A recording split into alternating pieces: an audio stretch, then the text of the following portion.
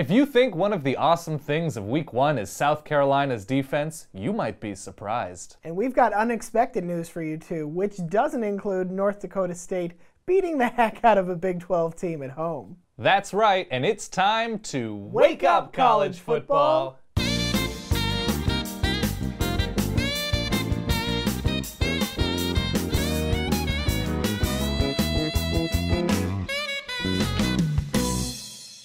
All right, Week 1 is in the books. I'm joined by Ryan Nanni. I am Dan Rubenstein. Ryan, good morning. Good morning to you, Dan. I feel great. How are you doing? I'm pretty good. Good. How was Week 1 for you? Week 1 was good, and it proved a very important thing. Yeah? We don't know anything. No, zero. No. We studied all summer, and teams are just mystery teams. Might as well not have bothered. So. Yes. So that's the overarching story to you. Yeah, I think so. Everything we thought we knew is not necessarily true.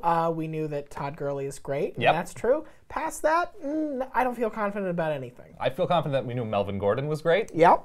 A couple running backs were great, and beyond that, like, who knows? Who knows? Yep. We do know this. We like sports, just like this gentleman. Sports! Hooray! Yeah, yeah. We can agree that we like butts. We love and butts. Catches thereof. Love a good butt catch, as we see with Nebraska. Sports and butts, the only two constants. That's the tenets of this show right now. That's right. Sports and butts. To you, though, if you had to single something out, what was the awesome thing of Week 1? So the thing I liked most about Week 1, Penn State on the actual road in Ireland. I'm going to stop you right there, actually, because Todd Gurley happened as an event. Rushed for almost 200 yards, had a 100-yard touchdown return. Ridiculous. And Georgia has a Chevy Yukon in their backfield. It was geological. It was ridiculous. I agree. So they're in great shape. To you, though. Here's why I didn't say Todd Gurley. Okay. A, as a Florida fan, that hurts a little. I'm sorry. B, who knows if Clemson's any good True. right now. It's a fair point. It's very early. We all assume they were going to rely on the defense, and maybe the defense is just so-so. True. I'm going with Penn State's passing attack because they went up against a UCF team that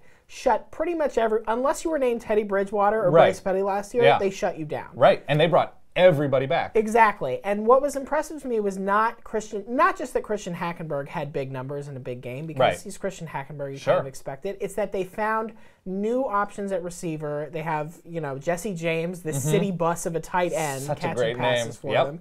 And it looks like they're just going to hit with everything they've got going into the Big Ten season. And that's got to be to stay healthy. Great news for Penn State fans. And Hack might be the best quarterback in the Big Ten right now. He's definitely the best quarterback in Ireland. Yes, that counts. Suck it. I was going to make up an Irish name. Paddy O'Dougal.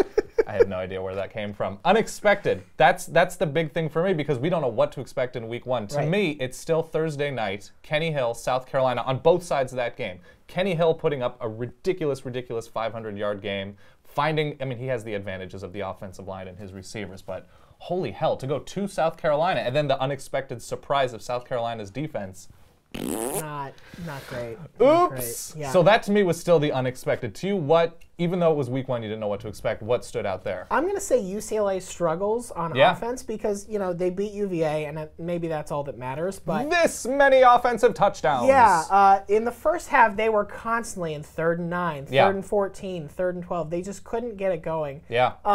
Maybe it's just a 1-week blip and they're going to come back. Maybe UVA's got a great defense. Right. But that really makes you worried about what that means for the Pac-12 schedule. Lee Corso's national champion, UCLA. And to me, so when we look forward after Week 1, the meaningful event situation to you from Week 1 that is going to mean something as we look the next 1, 2, 3, 7 weeks. What was it for you? So I'll say Florida State, because Florida State's hallmark last year was that they came out. They didn't have a super tough schedule, but they came out and they beat you for 60 minutes. This is true.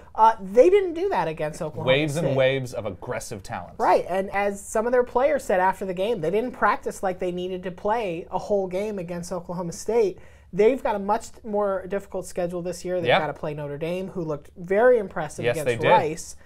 And if they don't have that level of focus and determination, and if they don't find somebody to fill Timmy Jernigan's massive defensive Oklahoma State got spot, better running against Florida State as the game went on, which is something you don't see. So yeah, Dan, I don't know. What do you think was the most meaningful thing coming out of Week 1? I was very curious about USC. Josh Shaw goes down with his mystery injury, so the secondary is in not great shape against a Fresno team that throws the ball a ton. But USC looked they look really good. Offensively, defensively, they had a couple guys that they think are going to go both ways. Juju Smith, true freshman, stepping in, immediately huge game. Cody Kessler running the ball.